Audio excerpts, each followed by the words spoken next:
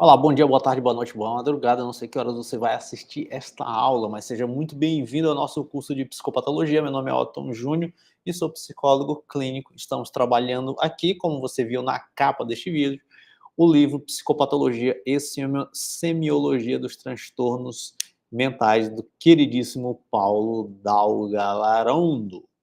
E nós estamos, então, fazendo a leitura e tecendo alguns comentários para facilitar a compreensão do espectador, do ouvinte, do aluno. Diz aí nos comentários se você está gostando ou não, né? Mas aqui a ideia é a gente fazer essa dinâmica mesmo, mais de leitura e de hora ou outra, vez ou outra, fazer o comentário, né? Lembrando que não é uma dinâmica de curso da Hotmart de 20 horas ou de 2 horas, que é rapidinho, né, que é o resumo, né, nem é um vídeo resumo tipo, cara, Seja Uma Pessoa Melhor, não tem um canal assim no YouTube? Eu gosto do Seja Uma Pessoa Melhor, ele faz lá o resumo, um mapa mental dos conteúdos, mas não, aqui a pegada é diferente, o ritmo é diferente, né, a gente está aqui trazendo o conteúdo do livro do Paulo Dal Galarondo. Então, como você já sabe, nós vamos aí, eu vou compartilhar a minha tela com você, e a gente já vai iniciar, portanto, neste quinto encontro, nós vamos trabalhar aqui, então, o capítulo 4 do livro. Estou aqui gravando numa quinta-feira,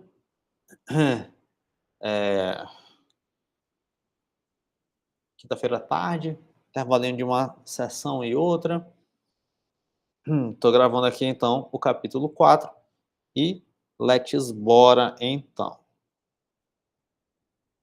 Capítulo 4, a questão da normalidade e da medicalização. E aqui a gente tem um poeminha do Carlos Drummond de Andrade.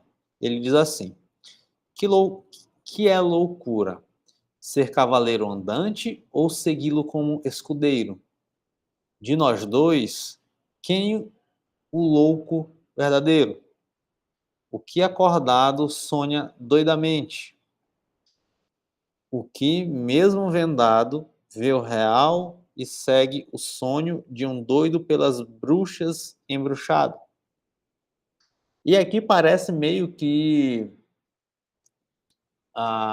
um trecho relacionado a Don Quixote, né? Se eu não estiver enganado, né? Então a gente tem aquele cavaleiro ali que sonha meio que acordado e tal. E nós temos ali o livro, então, do Don Quixote, do Miguel de Cervantes, que é um clássico da literatura global. Se você ainda não leu, leia. Então a gente tem aí esse poema do Carlos Drummond inserindo essa temática, que é a loucura. Né? Então, o que é a loucura? O que é o normal? Quem é o doido e quem é o normal? Né? Ser o cavaleiro andante, né, que é o Don Quixote, ou o seu escudeiro, que agora me falha a memória o nome dele.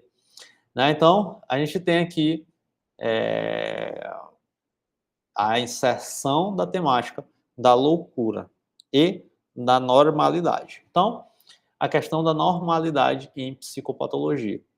O conceito de saúde e de normalidade em psicopatologia é uma questão de grande controvérsia, lógico, sendo fundamental o questionamento permanente e aprofundado sobre o que seriam o normal e o patológico. Então, a gente tem, logicamente, uma discussão.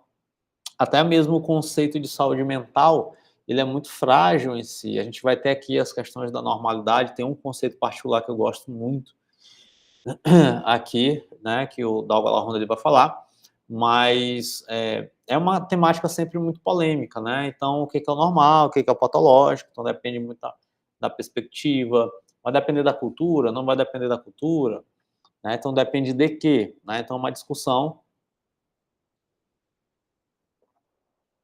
assim como o conceito, né, de saúde, né? Então é uma questão extremamente complexa de se lidar, mas que a gente pode chegar a um certo consenso. E aí, dependendo da perspectiva, da abordagem que você trabalha em psicologia, o conceito de normalidade ele vai tender mais para um lado ou mais para outro, sem dúvida alguma.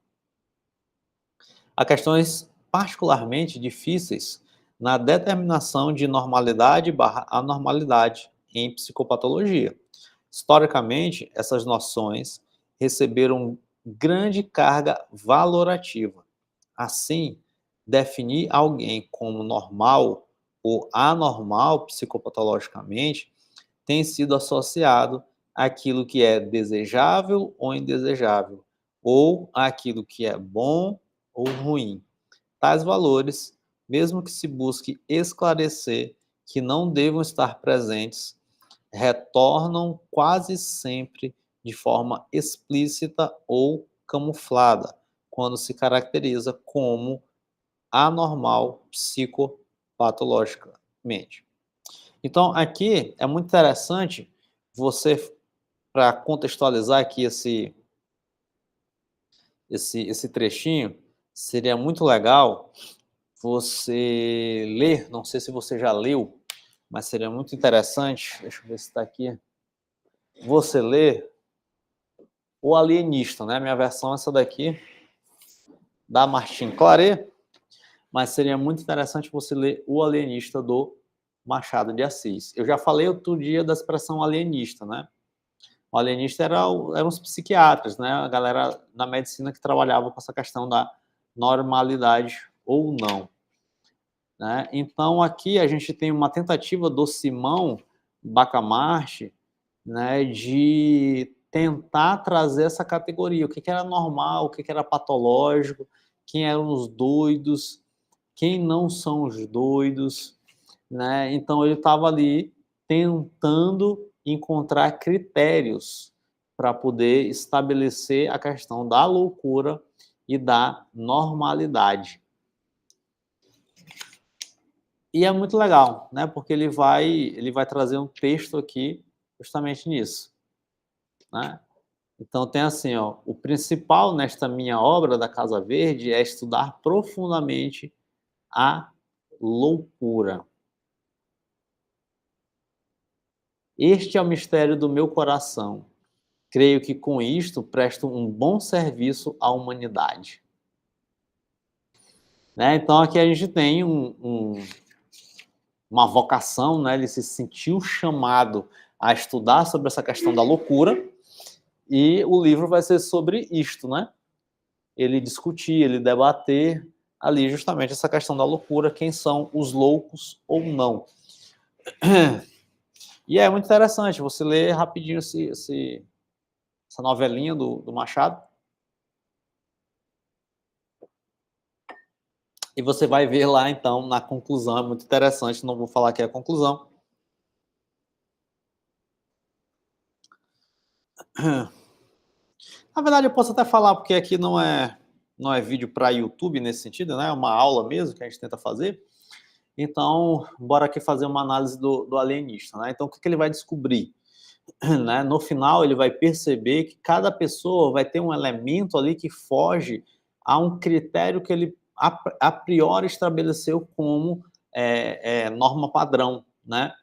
Como o padrão de normalidade. Então, sempre um ou outro vai apresentar um desvio. Só que aí o que ele vai percebendo? Que dentro desses critérios que ele vai encontrando, ele não se encaixou nenhum. Então, ele não se encaixa em nenhum daqueles critérios, né, de loucura. Aí a conclusão dele é, velho, se eu não me encaixo em nenhum desses critérios de loucura e tá todo mundo preso na Casa Verde, só eu tô do lado de fora, então quem é o verdadeiro louco? Eu acho que o verdadeiro louco sou eu, né, que sou aparentemente normal, né? Então, essa inversão, esse plot twist, né, e esse entendimento de que não há uma pessoa 100% normal, né, de doido, todo mundo tem um pouco, já dizia aí o ditado popular. Então, o alienista ele acaba chegando, né, o Simão Bacamarte ele acaba chegando a esse tipo de conclusão. Né, o que, de algum modo,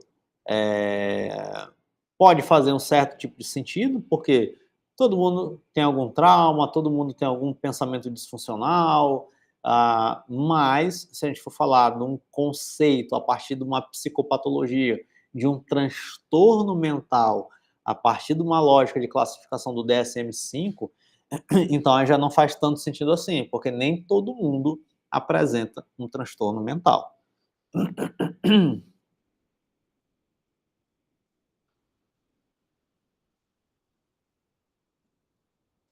Então, tais valores, mesmo que se busque esclarecer que não devam estar presentes, retornam quase sempre, de forma explícita ou camuflada, quando se caracteriza alguém como anormal, psicopatologicamente. Além disso, o comportamento e o estado mental das pessoas não são fatos neutros, exteriores aos interesses e preocupações humanas. Não se fica diferente perante outros indivíduos, ao lidar com seus comportamentos, sentimentos e outros estados mentais. A classificação de Plutão como planeta anão ou plutóide, asteroide ou cometa, perdendo enfim o status de planeta, não afeta nada, ou quase nada, a vida dos seres humanos. Já classificar de normal, anormal, patológico, saudável, alguém cuja orientação do desejo erótico é homossexual ou cuja identidade de gênero é de transgênero, afeta marcadamente milhares de pessoas reais, para as quais essas definições interferem diretamente em suas vidas. Então, aqui ele traz um dos pontos mais sensíveis, vamos dizer assim, das questões da política do dia. Né?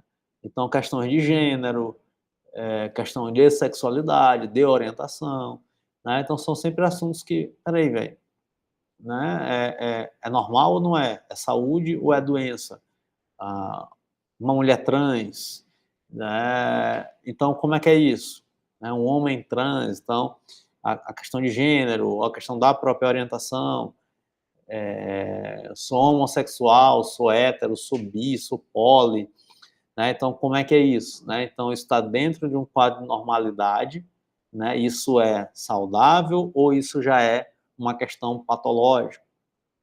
Então, a gente tinha, né, a gente tem a classificação, por exemplo, de uma disforia de gênero, que seria algo patológico dentro dessa identificação de gênero ou não, dentro dessas funcionalidades ou disfuncionalidades da questão de gênero ou não. Né? Então, nós temos questões que são extremamente complexas e que se abrem diante da discussão daquilo que é normal ou daquilo que é patológico, daquilo que é normal ou daquilo que é psicopatológico.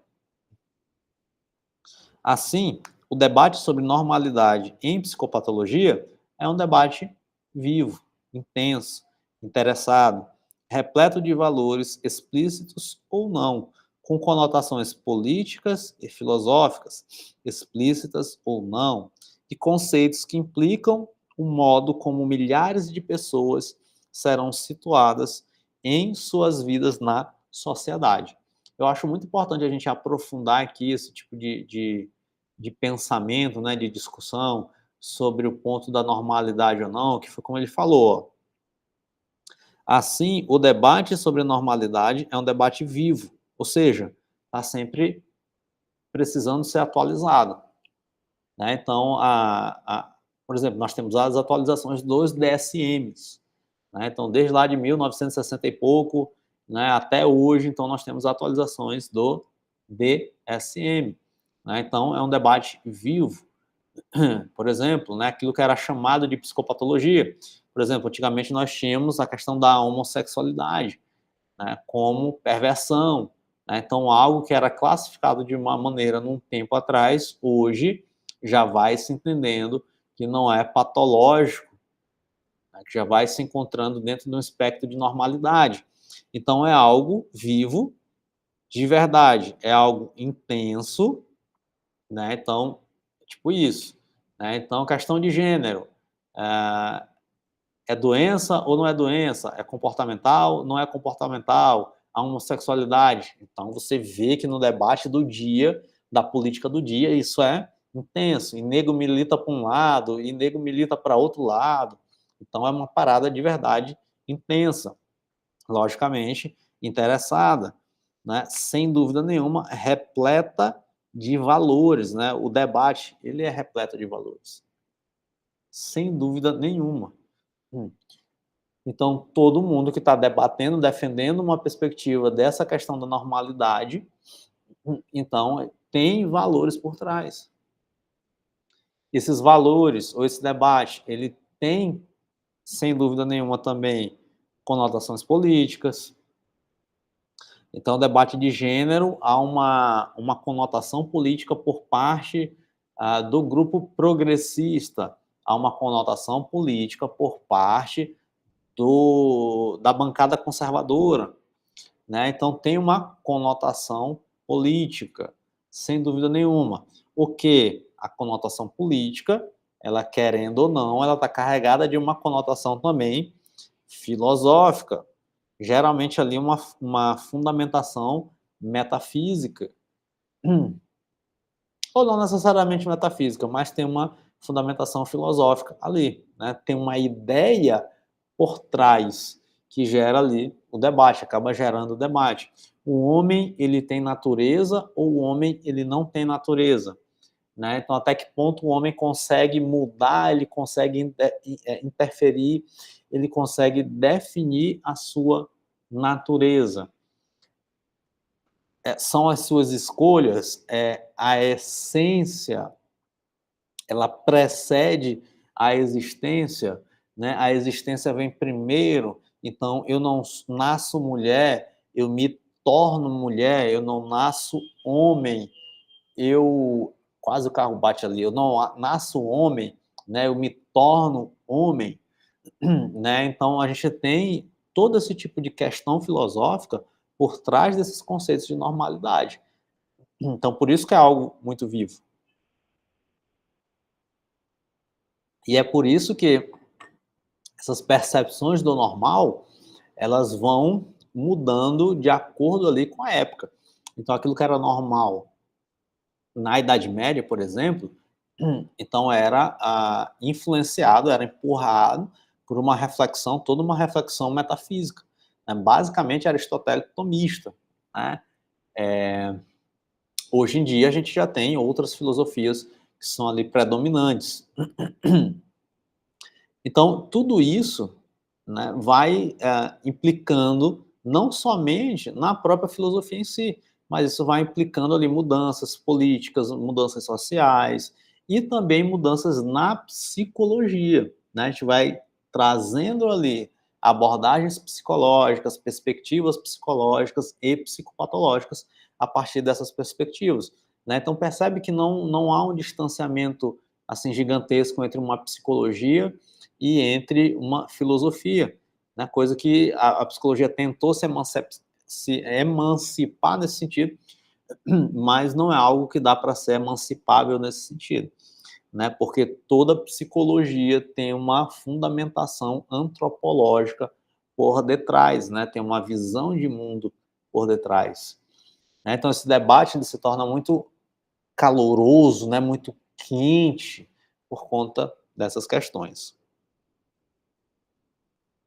Obviamente, quando são casos extremos que estão em discussão, cujas alterações comportamentais e mentais são de intensidade acentuada e de longa duração, com sofrimento mental intenso e disfunções graves no dia a dia, como demências avançadas, psicoses graves ou deficiência intelectual profunda, o delineamento das fronteiras entre o normal e o patológico não é tão problemático.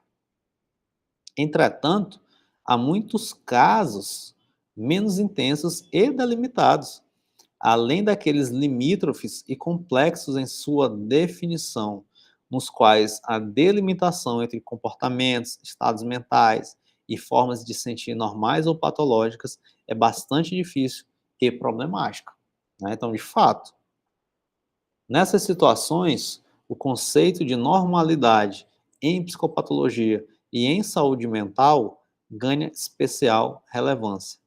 Na CID-11, o transtorno leve de personalidade, Mild Personality Disorder, é um exemplo infeliz de criação de entidade nosológica que, por ser muito próxima ao comportamento de um grande número de pessoas, em geral tidas como normais, por exemplo, que apenas em alguns contextos sociais apresentam problemas não graves na identidade, alguma dificuldade em relações interpessoais, desempenho no trabalho e em relações sociais, poderá gerar diagnósticos psicopatológicos exagerados e medicalização inapropriada, né? Que é o que muitas vezes tem acontecido, né? Nós temos uma crítica aí, inclusive tem uma entrevista recente de de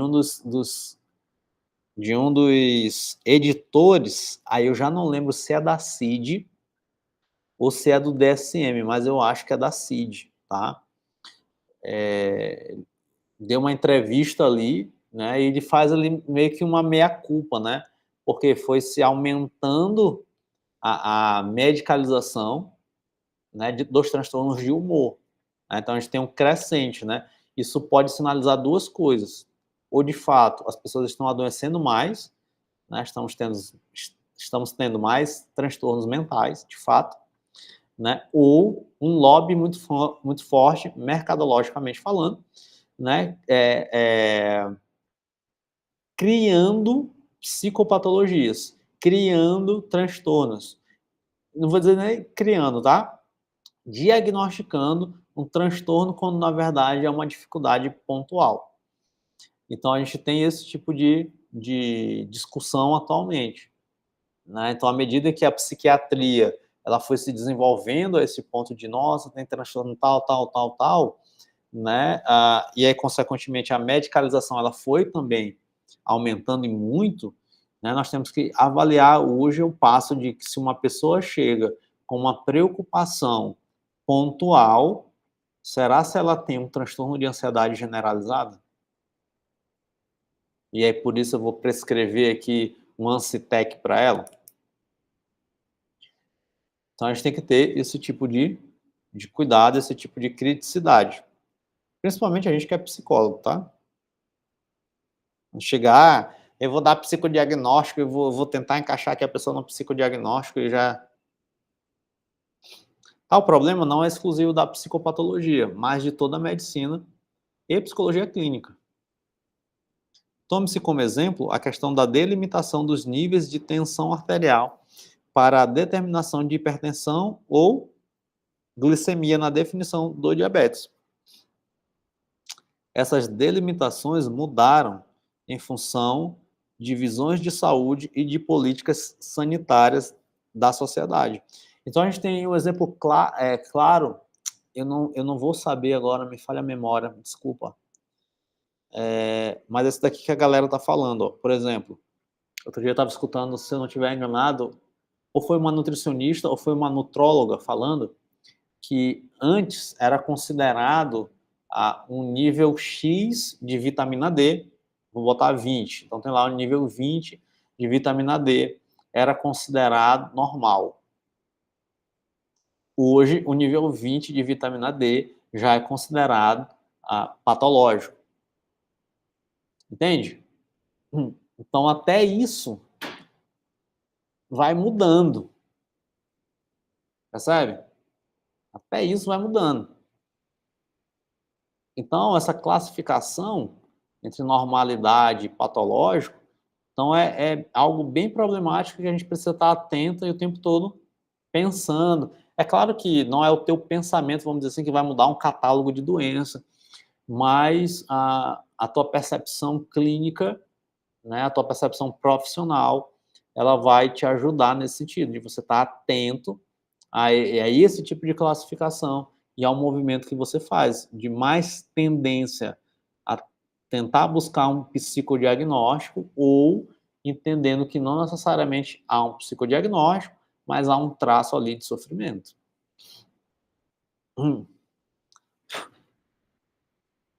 Esse problema foi cuidadosamente estudado pelo filósofo e médico francês Diogenes Canguilhem.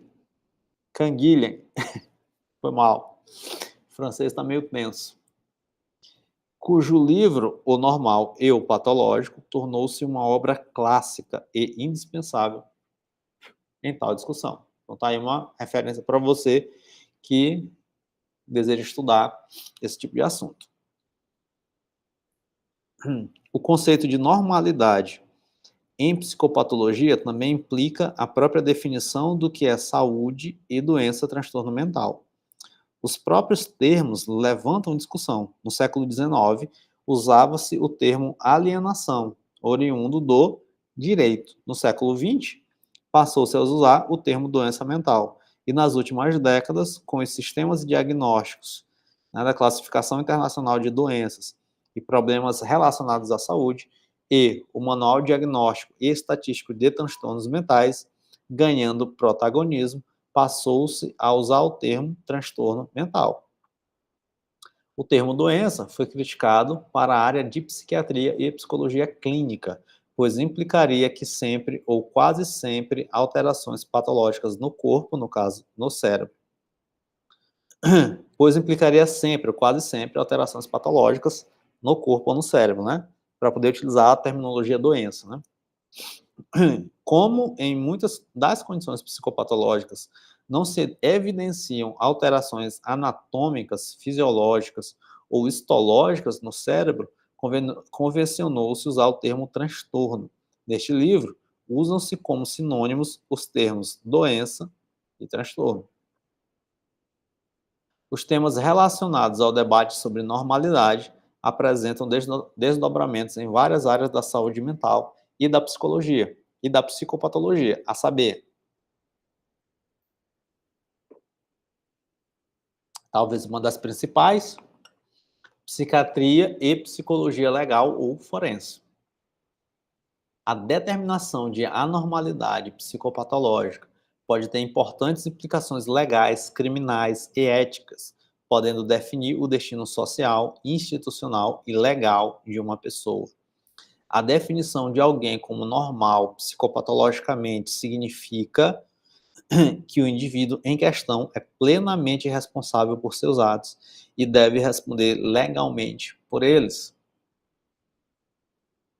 Caso se defina a pessoa como anormal e tal anormalidade a impeça de avaliar a realidade e de agir racionalmente respeitando as leis de sua sociedade, ela passa a ser considerada não responsável por seus atos, perdendo a autonomia de um lado e de outro a possibilidade de ser acusada e punida judicialmente. Assim, a definição de normalidade e a anormalidade tem um peso marcante nessa dimensão da vida. Aqui a gente poderia abrir uma discussão gigantesca sobre essa questão legal, né, da psicologia forense. Inclusive, no começo da minha faculdade, eu tive muito interesse em trabalhar com psicologia forense, né? Então, era algo que eu tinha muito interesse. Mas eu fui perdendo o interesse em função do próprio mercado. E não sei mais de quê, mas eu acho que principalmente por conta do mercado, eu fui perdendo o interesse sobre a psicologia forense. Aí, quando eu tive a disciplina de psicologia forense, na época eu acho que era de psicologia jurídica, né, que é o campo mais amplo, mais lato, já no 7º período, eu já não tinha tão interesse assim. Mas aqui a gente tem, né, esse tipo de característica, né, a pessoa ela pode ser considerada responsável pelos seus atos ou não, né? Então, se não for considerada, ela pode ser, inclusive, absolvida ou ter uma pena alternativa, dependendo do crime que ela cometeu. Então, a gente tem uma implicação geral para esse tipo de situação criminal, né? Epidemiologia dos transtornos mentais. Então, é importante a gente ter... Vamos ler aqui, né? Nesse caso, a definição de normalidade é tanto um problema como um objeto de trabalho e pesquisa. A epidemiologia, inclusive, pode contribuir para a discussão e o aprofundamento do conceito de normalidade em saúde geral e em psicopatologia em particular. Né? Então, é importante a gente ver, então, a normalidade, esse conceito de normalidade, ajuda justamente na definição, né, na etiologia, né, dos transtornos mentais, assim como também na própria classificação. Né? Então, como é que a gente consegue classificar algo se a gente não sabe se esse algo é normal ou patológico, né? Então, como é que a gente consegue classificar um transtorno mental se eu não sei, né, o que é transtorno mental, né? O que é anormal nesse sentido, o que é patológico. Então, esse conceito de normalidade ajuda nesse sentido. Psiquiatria cultural e etnopsiquiatria. Aqui, o conceito de normalidade é tema importante de pesquisas e debates. De modo geral, o conceito de normalidade em psicopatologia impõe a análise do contexto sociocultural. Aqui se exige necessariamente um estudo da relação entre o fenômeno supostamente patológico e o contexto social no qual tal fenômeno emerge e recebe este ou aquele significado cultural. Aí aqui a gente tem um amplo debate, né? Porque tem gente que vai defender a... Não é monopólio, qual é a palavra que eu quero utilizar aqui? Tem gente que vai defender a soberania cultural, né? Então, tem gente que defende a soberania cultural, né? Então, a cultura é que vai determinar de fato o que é normal, o que é patológico, o que é bom, o que é mal, né? Então, há uma soberania nesse sentido, né? Então, se a cultura muçulmana, por exemplo, em sua cultura, ela entende que é normal a heterossexualidade, enquanto que a homossexualidade é doença, então a soberania cultural é que vai ditar esse tipo de regra. Então, independe o que a cultura brasileira acha, quem vai mandar de fato, numa categoria de doença, vamos dizer assim, é a cultura muçulmana, certo? Então, tem gente que vai defender, né? Tem gente que valoriza tanto essas questões culturais, né? Como se elas fossem soberanas, mas a gente tem que prestar muito bem atenção, porque isso pode cair em certos relativismos, né? Isso aqui é uma discussão muito interessante, cara. E muito boa de se fazer. Planejamento em saúde mental e políticas de saúde. Nessa área, é preciso estabelecer critérios de normalidade, principalmente no sentido de verificar as demandas assistenciais de determinado grupo populacional, as necessidades de serviço, quantos serviços devem ser colocados à disposição desse grupo, etc. Né? Então, política de saúde, né, planejamento, assim, depende exclusivamente desse tipo de conceito. Então, vamos lá. Então, bora definir o que é normal, o que é patológico, para poder criarmos políticas públicas que possam ajudar, né, nesse tipo de situação. Né? Em casos de adoecimento, quais são os tipos de política, né? Como é que a gente consegue prevenir, promover saúde, né, no caso da classificação da saúde.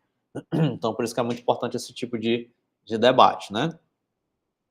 A galera, né, aqui entra uma crítica muito, né, muito importante em relação à galera mais existencial humanista, né, a galera que vai brigar, inclusive, ali contra as próprias classificações, e tem muita essa vertente dentro da psicologia, né? Então, eu, né, de formação mais acadêmica, vamos dizer assim, de influência mais da minha graduação, eu tenho uma tendência, né, existencial fenomenológica, né? Então, o pessoal que é mais militante, que é mais ferrenho, que é mais ali dogmático, na perspectiva existencial fenomenológica, e humanista, vai ter uma tendência, né, a brigar com esse tipo de classificação, né? Então, poxa, então será se, né, em termos de política pública, em termos de política de saúde, será se não seria interessante a gente ter um tipo de classificação como esse? Né? Então, a gente tem que ter cuidado, porque essas filosofias, inclusive esse tipo de abordagem, né, no particular, é maravilhoso. né? Mas quando a gente fala de sociedade, a nível de sociedade, então será que seria de fato interessante seguir à risca, né, esse tipo de filosofia? Né? Porque a abordagem existencial fenomenológica ela está em cima de um tipo de filosofia, né? Ou uma filosofia mais existencialista, né? O método é o fenomenológico, ok, mas a existencialista bebe muito do método fenomenológico, né? Junto com a humanista. Então a gente tem que ter esse ponto de atenção. Então já supervisionei, inclusive, muitos estudantes de fenomenológica existencial e eles brigavam muito comigo, assim, né? Porque os professores, né, em regra, desse tipo de abordagem, eles vão ensinar, logicamente, a tendência da própria abordagem, né? Então, não precisa categorizar, não precisa reduzir a pessoa, né, no sentido de ter uma doença, não sei o que, não, é um modo de ser. Nós já vimos isso daqui nas aulas anteriores, né? Então, um modo de ser, né? Então, não tem esse negócio de classificar e tal, de dar de pá. E aí não, peraí, cara, você não pode romper, né? Porque não é só você e a pessoa ali, né? Tem todo um sistema de saúde, né? E dependendo do contexto que você estiver trabalhando, então sim, vai ser necessário comunicar. Tu não pode ser essa pessoa, né? Que fica no mundo das ideias e está descolada completamente da realidade. Né? Então é preciso ter minimamente esse movimento crítico de conversar, de interlocução, de diálogo, principalmente dependendo do contexto que você tiver inserido. Se tu estiver trabalhando no CAPS, né, em um hospital, então você vai conversar com uma equipe multi, né? Então, por que não, mesmo você sendo numa abordagem existencial fenomenológica, humanista, por que não chegar num tipo de classificação, entende? Então, são coisas que a gente precisa prestar atenção e são, às vezes, abstrações que estão ali única e exclusivamente para defender um tipo de ideologia que acaba se descolando, né, daquilo que é a realidade, daquilo que é a necessidade, de fato, que se apresenta diante de você. Orientação e capacitação profissional são importantes na definição de capacidade e adequação de um indivíduo para exercer certa profissão, manipular máquinas, usar armas, dirigir veículos, etc. Por exemplo, o caso de indivíduos com déficits cognitivos e que desejam dirigir veículos, pessoas psicóticas que querem portar armas, sujeitos com crises epiléticas que manipulam máquinas perigosas, entre outros casos. Então, eu já atendi uma pessoa com crise epilética que ficou com transtorno de pânico, né, porque teve uma crise ao dirigir. Estava dirigindo, foi liberado, estava dirigindo, e aí teve uma crise. E aí o trágico foi que, infelizmente, veio a óbito outra pessoa, né? No meio da crise, atropelou fulaninho que estava ali no calçadão. E aí gerou um transtorno de pânico na pessoa. Né? Então, poxa, esse conceito aqui, será se é, será se não é? Então ele está apto, ele está inapto, então ele tem capacidade, não tem capacidade. Então esse debate é importante por conta disso. Prática clínica. Deixa eu correr aqui, meu paciente deve estar chegando.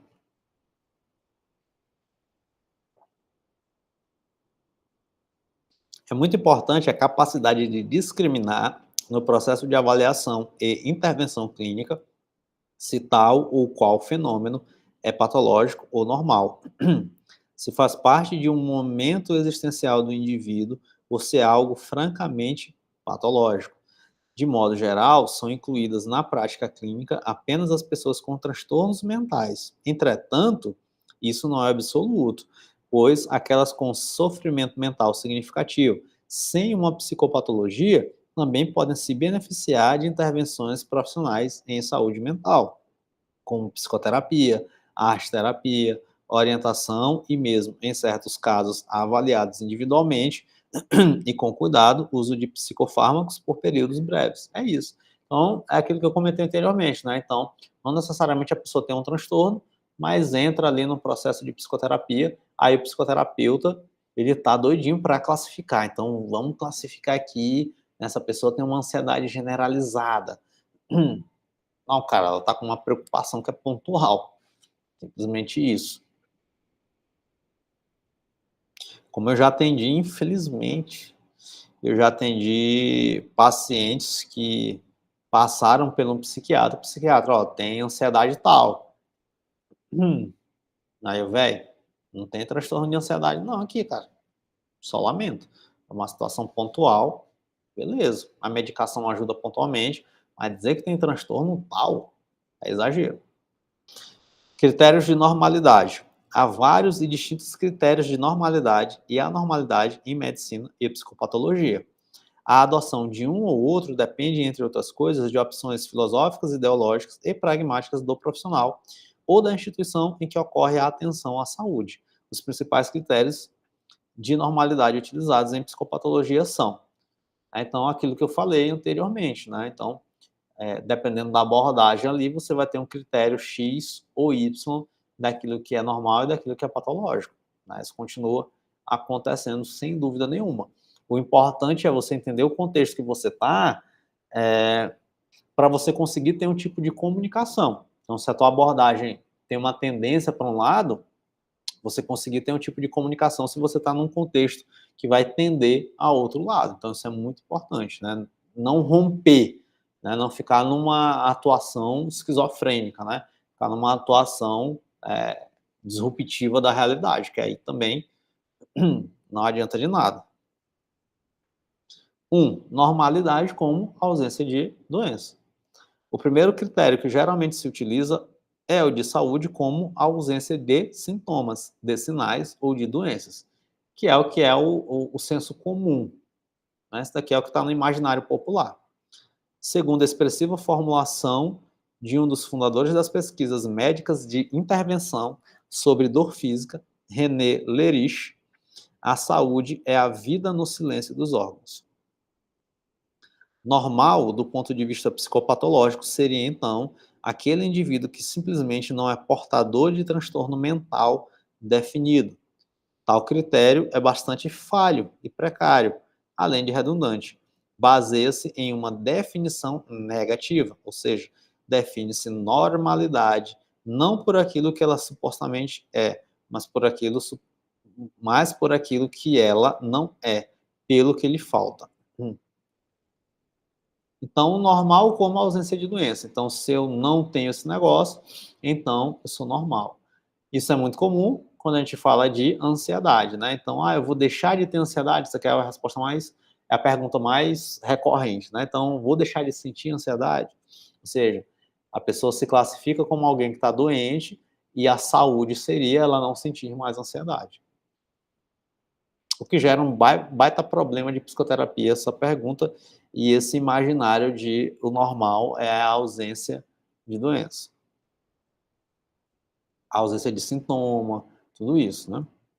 Normalidade ideal. A normalidade aqui é tomada como certa utopia. Estabelece-se arbitrariamente uma norma ideal, aquilo que é supostamente sadio, mais evoluído.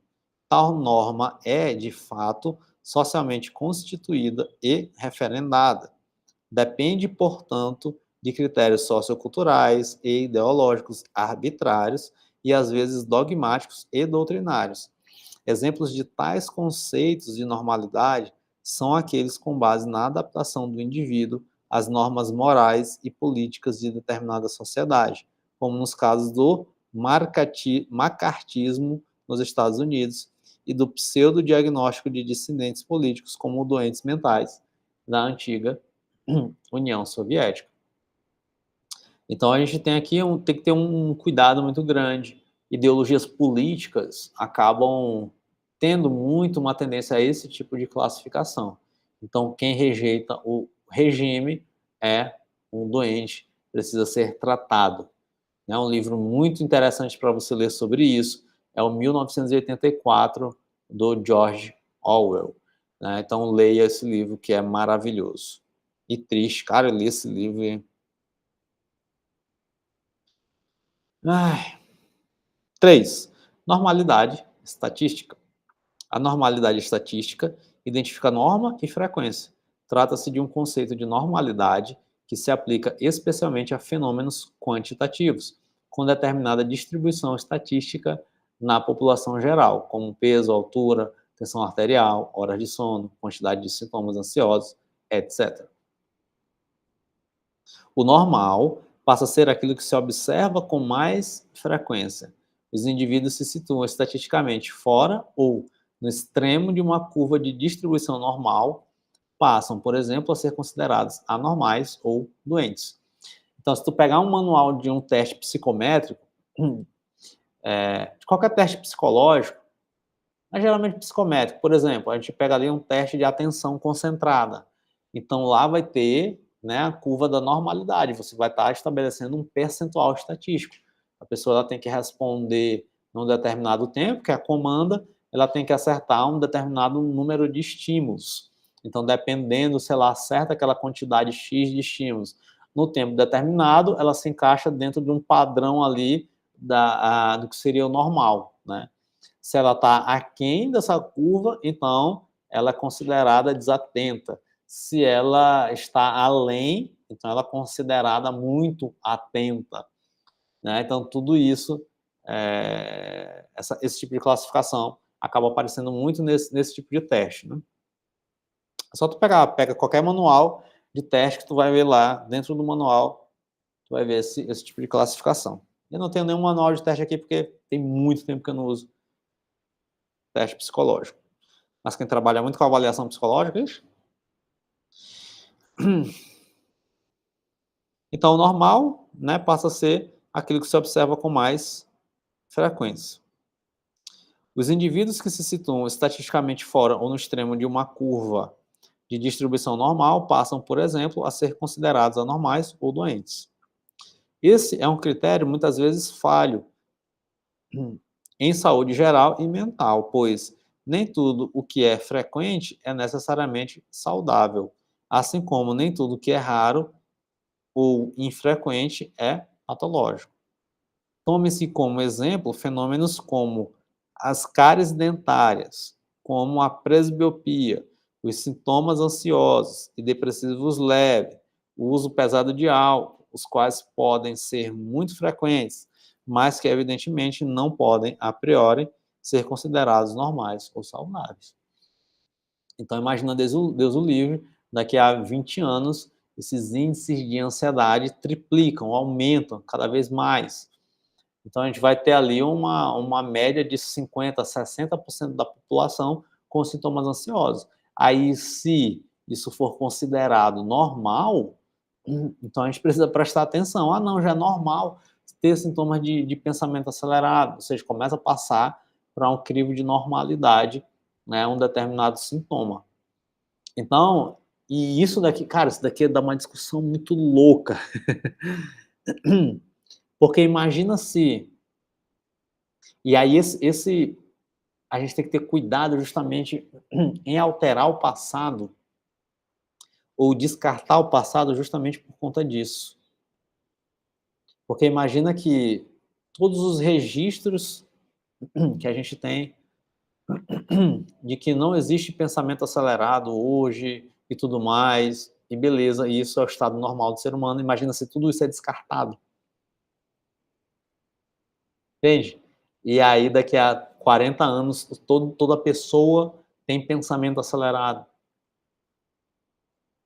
Então, o pensamento acelerado ele vai ser considerado como algo normal do ser humano. E a pessoa, então, que não tem o pensamento acelerado, ela possivelmente será considerada uma pessoa rebaixada, deprimida. Olha só o perigo disso. Meu Deus, tu consegue descansar? Eu consigo descansar. Então, você é uma pessoa deprimida. Olha só. E daí a importância, e daí o cuidado que a gente tem que ter com esse descarte do passado, de achar que o passado não é importante, que não é referência, né? E a gente querer subverter tudo isso que já foi construído. Normalidade como bem-estar. A Organização Mundial da Saúde, OMS, definiu em 1946 a saúde como o completo bem-estar físico, mental e social, e não simplesmente como a ausência de doença. É um conceito criticável por ser muito amplo e impreciso, pois bem-estar é algo difícil de se definir objetivamente. Além disso, esse completo bem-estar físico, mental e social é tão tópico que poucas pessoas se encaixariam na categoria de saudáveis. Então, se te apresenta algo, né, como um conflito familiar, ainda que pontual, então você não está nesse completo bem-estar, percebe? Se você é sedentário, por exemplo, mas não necessariamente apresenta taxas alteradas, alguma coisa nesse sentido, né, você não tem um bem-estar físico, percebe?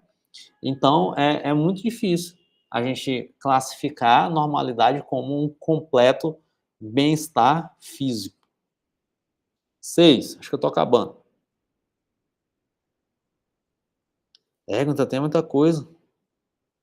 Acho que não vai dar tempo, ó. Vamos lá, bora correr. Normalidade funcional. Tal conceito baseia-se em aspectos funcionais e não necessariamente quantitativos.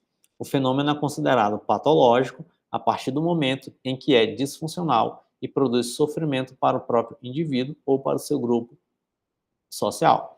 Então, a gente tem muito essa classificação do funcional e disfuncional, por exemplo, na terapia cognitivo-comportamental, né? Então, tanto que a gente tem a classificação de pensamentos disfuncionais, né? Normalidade como processo. Nesse caso, mais que uma visão estática, considera-se os aspectos dinâmicos do desenvolvimento psicossocial, das desestruturações e das reestruturações ao longo do tempo, de crises, de mudanças próprias a certos períodos etários. Esse conceito é particularmente útil na chamada psicopatologia do desenvolvimento, relacionada à psiquiatria e psicologia clínica de crianças, adolescentes e idosos.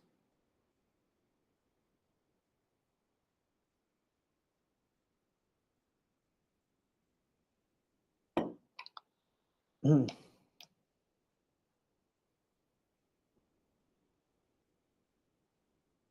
Então, a gente tem normalidade como um processo, né? Então, aqui vai ser o quê? Vai ser considerado esses aspectos do desenvolvimento. Hum. Então, psicologia do desenvolvimento, cada período do desenvolvimento tem suas características. Então, a partir dessas características, a partir dessa curvatura de desenvolvimento, então segue-se ali, está seguindo-se ali ou não? Né? Então, tem um desvio muito grande, tem uma estagnação muito grande, né? Então, normalidade com um processo. Normalidade subjetiva. Aqui é dada maior ênfase à percepção subjetiva do próprio indivíduo em relação ao seu estado de saúde, às suas vivências subjetivas. Isso daqui é perigoso, né? O ponto falho desse critério é que muitas pessoas que se sentem bem, muito saudáveis e felizes, como no caso de sujeitos em fase maníaca no transtorno bipolar, apresentam de fato um transtorno mental grave. Então, aqui a gente tem que bater de maneira ferrenha num relativismo e num subjetivismo, né? Ah, o que é normal para mim não é normal para ti, né? Então, essa normalidade subjetiva, ela é extremamente perigosa. E isso daqui está no discurso de muita gente, percebe? Então, é muito perigoso, de fato, a gente é, validar, inclusive a gente seguir normalidade a partir de perspectiva subjetiva.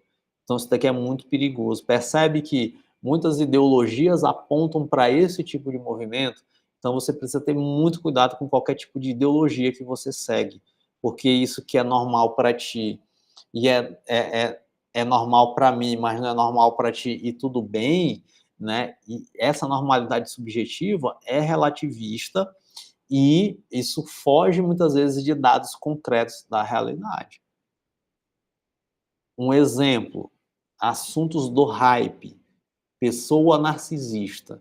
Então, todo mundo atualmente é uma pessoa narcisista. Fulano é narcisista. eu tenho mãe narcisista, eu tenho um namorado, eu tive um namorado narcisista, beleza. O narcisista, ele não procura um acompanhamento, porque para ele tá ok, velho. Para ele tá tudo bem. Ele não vai procurar, ele não vai reconhecer-se narcisista. Entende? Então, peraí, velho. Então, se eu defendo uma normalidade subjetiva, eu não posso criticar o narcisista que não procura o diabo do tratamento dele. Porque se para ele tá ok, se para ele tá saudável, então tudo bem. Porque a normalidade é a verdade dele. Então, esse discurso relativista e subjetivista, a gente precisa combater de maneira ferrenha, tá bom? Então, pense, só pense, pelo amor de Deus. Normalidade como liberdade. Aqui é um conceito que eu gosto bacana, que acho legal, acho legal. Alguns autores de orientação fenomenológica existencial propõem conceituar a doença mental como perda da liberdade existencial. Dessa forma, a saúde mental se vincularia às possibilidades de transitar com graus distintos de liberdade sobre o mundo e sobre o próprio destino. O psicopatólogo francês Henri I formulou com clareza esta noção. As enfermidades físicas são ameaças à vida. As enfermidades mentais são ataques à liberdade. Eu acho bacana esse conceito aqui. No transtorno mental, o processo mórbido, travando, bloqueando, dissolvendo a atividade psíquica, diminui a liberdade e a responsabilidade do paciente mental.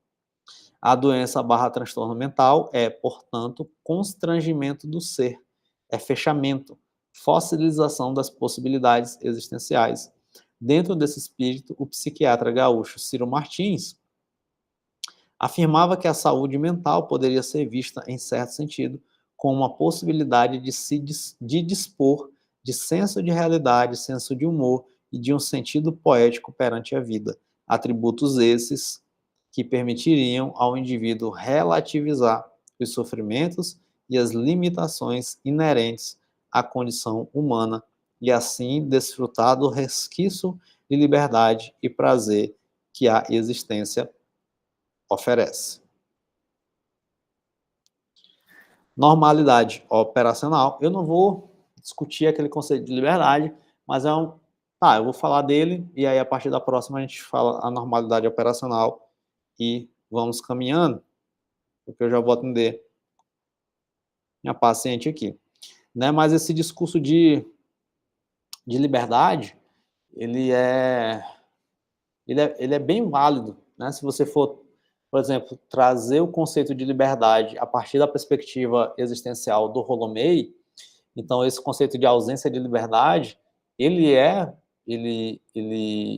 ausência de liberdade como patológico, né? Ele é muito relevante, né? E ele traz um raciocínio clínico extremamente interessante, né? Então a gente cultiva a liberdade na pessoa, esse processo criativo, ela vai enfrentando, ela vai posicionando diante dos seus medos, diante das suas preocupações fundamentais, com respostas criativas, e assim ela vai conseguindo se libertar desse processo de resposta de ansiedade, atualizando as suas potencialidades e obtendo grau de saúde, né? Então, é uma perspectiva que eu acho muito interessante, e eu já utilizei muito essa perspectiva na clínica, principalmente com transtornos de ansiedade, a partir dessa reflexão da perspectiva existencial do Rolomei. Eu tenho um vídeo aqui no canal sobre conceitos, né, dessa perspectiva existencial do Rolomei. Assista, deve estar numa playlist de seminário / alguma coisa assim nesse sentido. Acho que é seminário que eu botei na playlist, né? Não é workshop, não. Enfim, né, assim a gente encerra essa primeira parte do capítulo 4. Eu vou atender agora, e aí a parte 2, né, que é só uma página e meia, a gente fala no próximo encontro, junto com o capítulo 5, que é um pouquinho mais extenso. Então, beijinhos e até o nosso próximo encontro. Tchau, tchau.